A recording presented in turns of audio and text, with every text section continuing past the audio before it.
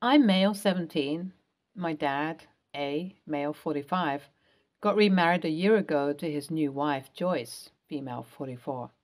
My bio mom abandoned me and my dad when he got into a severe accident. He used to work as an interstate trucker and was involved in a pileup, no fault of his own. Due to his actions, a few people were saved, but my dad could never walk again.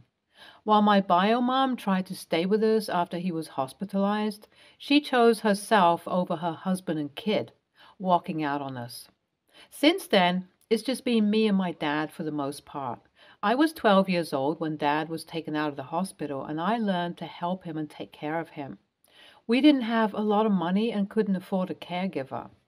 As soon as I turned 14, we enrolled under CDPAP so I could bring in some extra money while taking care of my dad.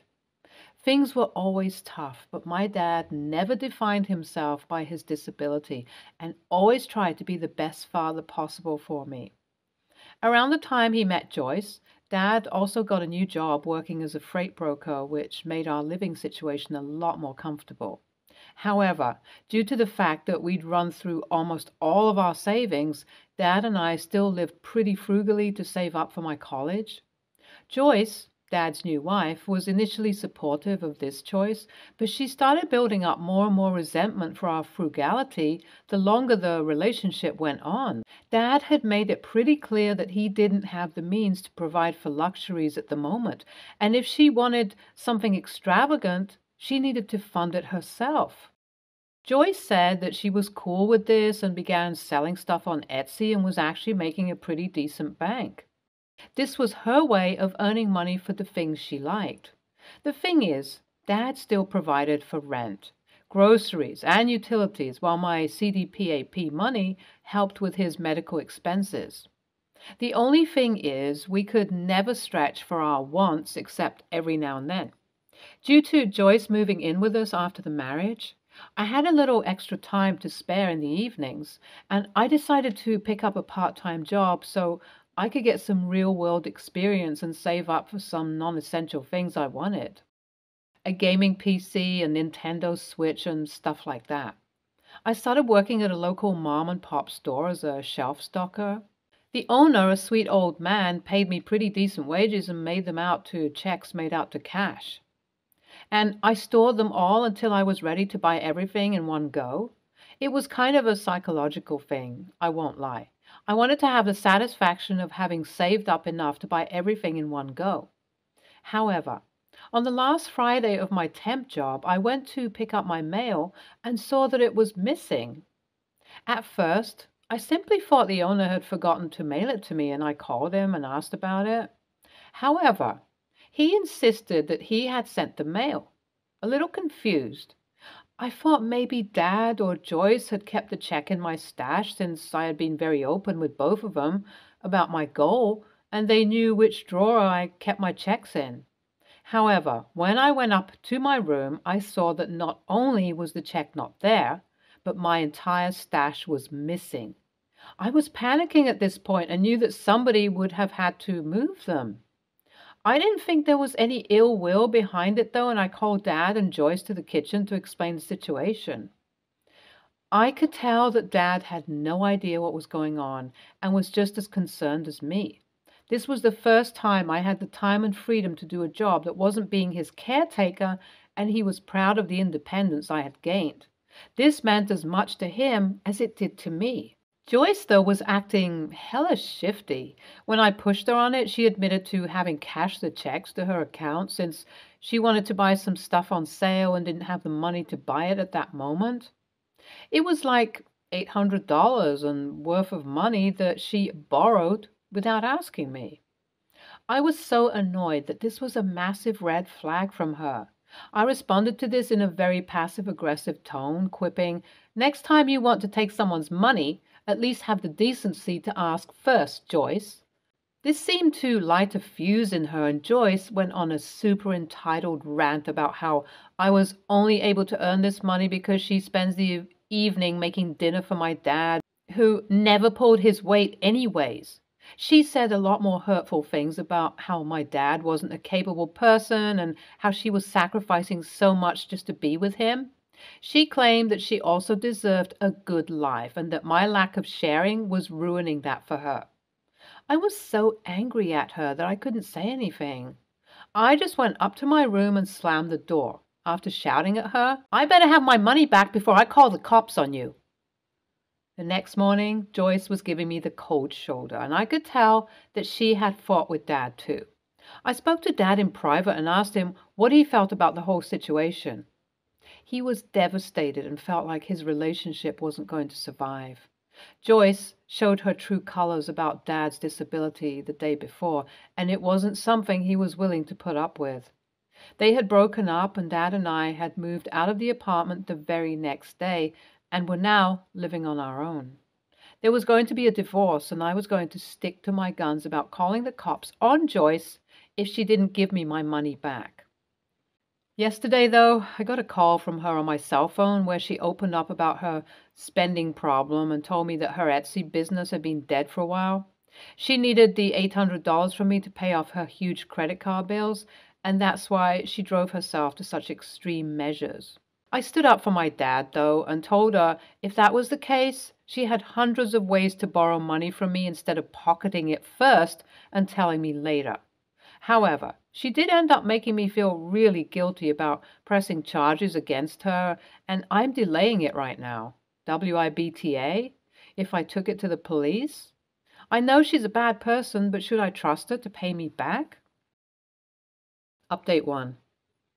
The divorce has taken a messy turn because of Joyce's insistence that she was forced to become a primary caregiver. She wants a significant amount of alimony from us due to her debt problem, and we're doing our best to combat that. Dad spoke to me about bringing the police down on her head about the money situation as a way to increase pressure on her for her trashy behavior. Outside of the divorce, we've kind of settled back into our lifestyle as before, and I had to leave my job to care for Dad. However, we're thinking of using part of his increased income to get a live-in nurse that could take care of Dad.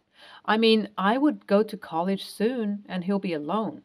It seems like the best possible setup, and hopefully we won't be bled dry by alimony for that to happen. Joyce, despite fighting the divorce like a madman, is also using her free time to try and win Dad back. I don't know why she's playing both fronts, but I guess she either needs the money from alimony or the stability of living with Dad to make herself financially sound. She's been apologizing profusely about the things she said that night and swears that she didn't mean it, but neither Dad nor I believe her BS. Like, how does she think she can fight for a divorce while trying to woo my dad back? That woman needs help for real. Update 2. The divorce got settled, mostly in our favor. Joyce will get alimony, but nowhere near the extravagant amount she was demanding. We'll be able to afford a nurse for Dad, and I also read all of your comments about the Medicare benefits we can take on. Thank you for your help, everyone. I've been struggling with all of this mentally and physically, but my dad is super important to me, and I want to power through this to give him the peace of mind he deserves about this situation. I never want him to feel like he's a burden on me, and it's clear that the breakup with Joyce took a toll on him. He was dumped for being disabled once, and he had to dump someone for not respecting his disability this time. Either way, he didn't deserve it. I hope that we can get through all of this together. Update 3. I forgot to update you all about my money. I got it back. I did talk to the cops about it, and it seemed to have spooked Joyce because she transferred $800 to my dad the very next day. I'm not exactly going to be using it for the same reasons I had before, but I'll keep it safe as extremely hard-earned money. From Dad's mutual social circle with Joyce, she had to file for bankruptcy and has taken on 2 jobs to make sure she can pay off her debts. It turns out that all of her money was spent on expensive clothes, makeup, and shoes. That's the only reason she's struggling financially. I think she should sell off her luxuries and get her life back on track, but that's just me, LOL. Dad is doing well with the new nurse, and he's working super hard in his new role. He's on track for a promotion and will finally be a little less worried about things like rent and groceries. NTA by any means. Kid, I'll say this straight. You're too forgiving if you think her debts are your responsibility. She's financially irresponsible. It's as simple as that. Not only that, her comments about your dad are downright ableist, too.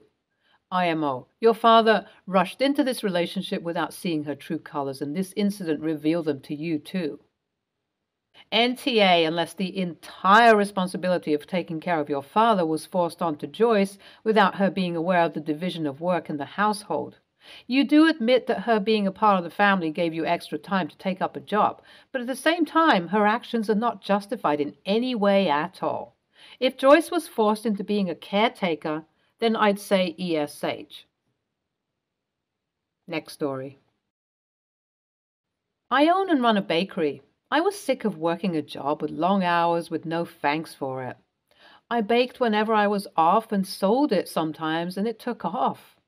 After being miserable for years and long discussions with my husband, we decided I should at least try and follow baking full time. I did this for a year and I had relative success, but could not keep up with the demand of just selling from out of the house. It was a huge gamble, but we decided to open a bakery by renting out a retail unit and investing our life savings. It finally paid off, and after 5 years, it's a successful small business and we've actually made our money back. I run a small shop with 6 staff and I am a lot happier. My bakery has a dining area for customers. We do the standard treats like cakes, etc., but also morning rolls, sandwiches. I have also hosted local events in conjunction with local groups. For example, stuff like holding knitting nights, crafting nights, etc. I'll either stay open a little later or allow them specific time slots. I do this all for free as it's a space for people to enjoy something and meet people, and they always buy cakes and treats, so it's not hurting anybody. Basically, if it's reasonable, I don't mind holding events or promoting specific events via flyers or stuff, but I will not let other people sell in here. My bakery is solely there to sell things from my bakery, and I do not wish to have other businesses trying to solicit sales from within mine. My sister has got into making crystals and jewelry. She's not having much luck and has told me it is her destiny to do this after taking some classes. Anyway, she has asked if she can promote her business within my cafe. She wants to show samples and try and get some sales. I told her no, and she says I'm a hypocrite as I let other people host things in my bakery. I told her they are local events to bring the community together. Most often people who are lonely, and that if I ever promote or support a local cause or business, it's by displaying flyers inside or over social media or something. None of this involves them selling stuff from my bakery. I also emphasize that the hobby groups only buy food sometimes and they come with crafting items or stuff to meet with friends. Also emphasize my belief in supporting local businesses by displaying adverts for them, but there's a difference between doing that and allowing them to sell in my premises. She says I'm a heartless a-hole who is not willing to help out another local business owner and advance her dream. My husband thinks she is delusional. My parents are on my back asking me to break my rule just once so my sister can reach more potential customers. Edit. I did offer to display a poster flyer for my sister if she had one to promote her, but she refused. I don't know if it's relevant, but she quit her job as a lawyer to follow this dream. She was a very successful one, but said she was miserable working her cases and was willing to sacrifice the pay for her happiness. I do love and support her trying to make a career change. I just don't want her selling in my premises. She's 42, by the way, and I'm 39. Perhaps there's a little bit of resentment. She's trying to do what I did and she isn't having success, but I don't know. Edit 2. I don't know if it's relevant, but my sister worked in criminal law. Very well paid job, and she was extremely successful at it, but the cases were very heavy sometimes, and it drained on her. She's also trying to launch a legitimate business, not an MLM, I don't think. I think she just wants to try and make a crafting business that stemmed from liking the classes she took, run by a legitimate local hobby group. I also did not ask her for any legal advice related to my business, as it's a completely different field to what she has experience in.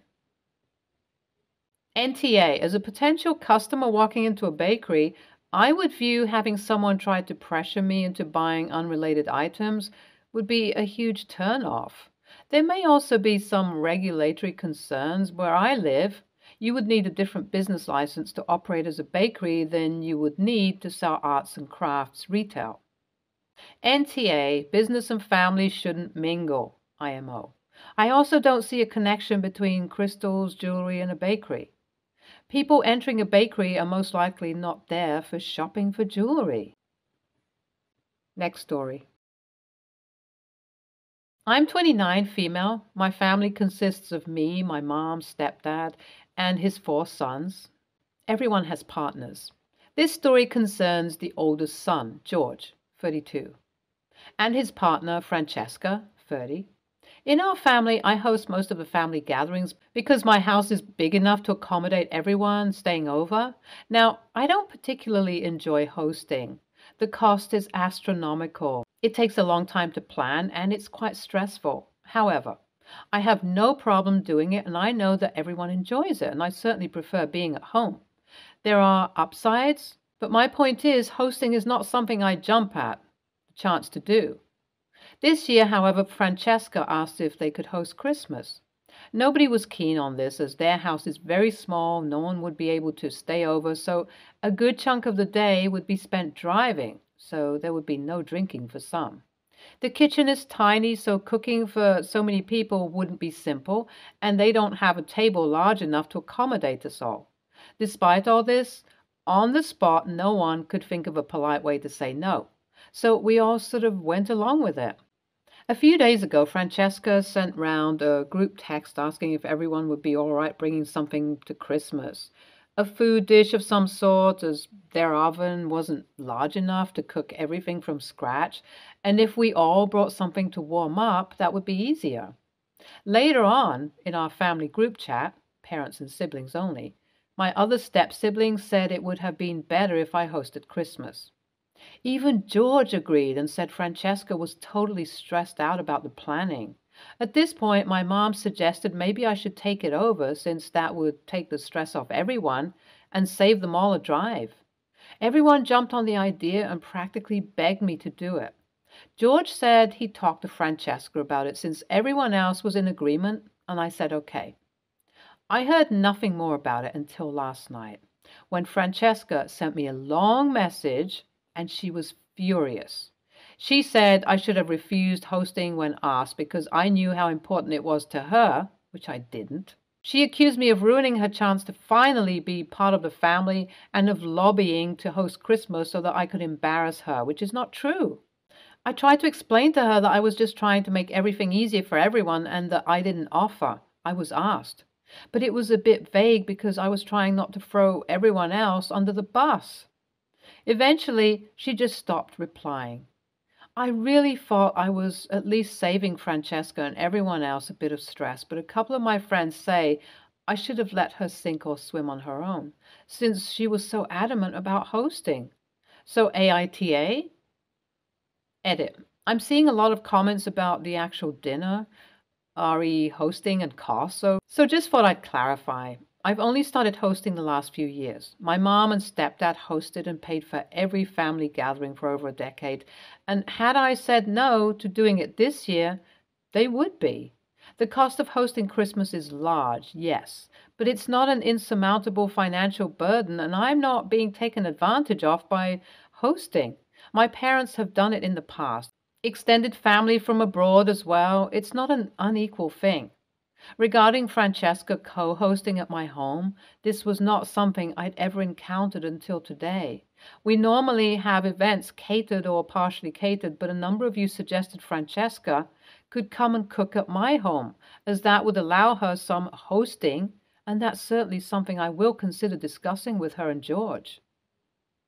NTA, but her husband is, and so is she. He should have managed to talk to her and confirm with you whether to go ahead or not.